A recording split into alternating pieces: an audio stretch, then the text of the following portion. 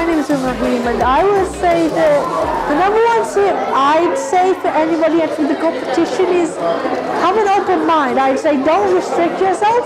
Think about all areas of the competition before you do it.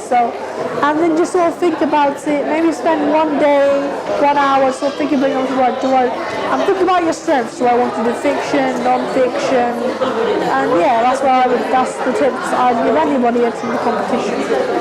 You can work hard and read many books, like fat books.